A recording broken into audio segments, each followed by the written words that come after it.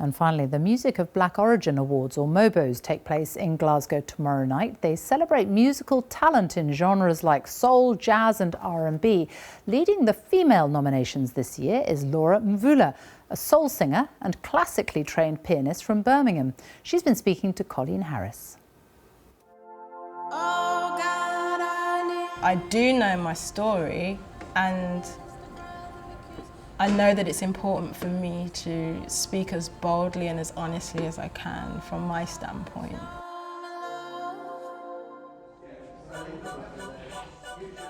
It's been quite a year for Laura Mvula. We met on the set of her latest music video. She's just secured a handful of nominations at tomorrow's MOBO Awards, but where she started is far from music of black origin.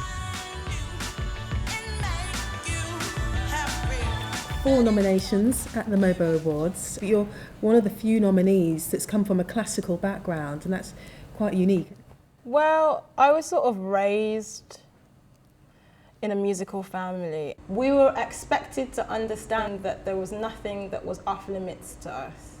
If you want to pick up the violin, you pick up the violin. My thing is that I think there should be no limitations when it comes to music making. Nobody ever told her she was beauty. One day she realized she was already. Laura's image is undeniably striking and bold, but her latest album, The Dreaming Room, exposes her vulnerabilities and battle with depression.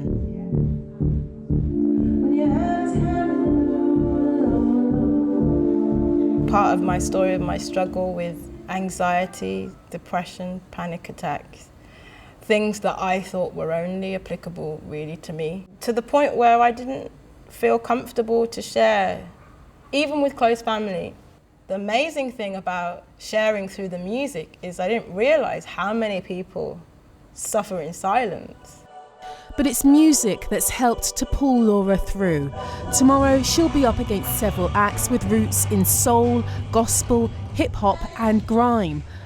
Jules Buckley, who's worked hard to merge classical with urban music, says defining a genre is becoming more complex.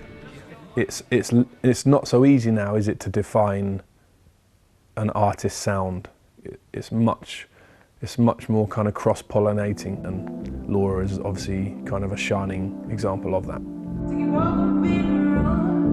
Laura says she's not the Beyoncé or Rihanna of her generation, but will finding her own path take her to the same heights of success?